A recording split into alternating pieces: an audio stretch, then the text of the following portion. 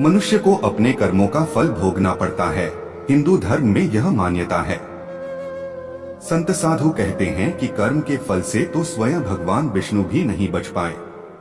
दरअसल भगवान विष्णु के 10 अवतारों में श्री राम और श्री कृष्ण भी हैं।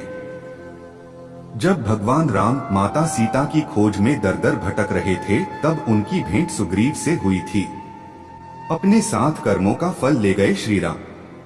सुग्रीव, जिन्हें उनके ही बड़े भाई बाली ने राज्य से बेदखल कर उनकी पत्नी पर अधिकार कर लिया था, तब भगवान राम ने सुग्रीव की सहायता करते हुए बाली को छिपकर तीर मारा था, जिससे बाली की मृत्यु हो गई थी। भगवान राम ने बाली को पेड़ की आड़ में छिपकर तीर इसलिए मारा क्योंकि बाली को वरदान प्राप्त था कि जो भी उसके सामने आएगा, उसका आधा बल बाली को प्राप्त हो जाएगा। यह घटना है त्रेता युग की। युग समाप्त होने पर भगवान राम अपने लोक चले गए। इनके साथ ही भगवान के साथ उनके भी कर्मों का फल साथ चला गया। ऐसे बलराम जी लौट गए बैकुंठ। त्रेता युग में जब भगवान विष्णु ने श्री कृष्ण के रूप में अवतार धारण किया, तो पूर्वजन्म के कर्मों को फल भी उन्हें भोगना पड़ा। महाभारत युद्ध के बाद जब भगवान श्री कृष्ण समस्त परिवार के साथ द्वारका में बस गए, तब कौरवों की माता गांधारी के शाप के कारण यदुवंश समाप्ति की तरफ बढ़ने लगा। आपसी कलह और सहार के बीच यदुवंश में गिनती के लोग बचे।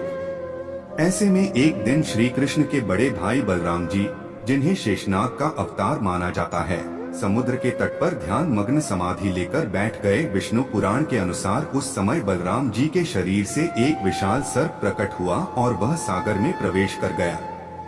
इस तरह बलराम जी बैकुंठ लौट गए।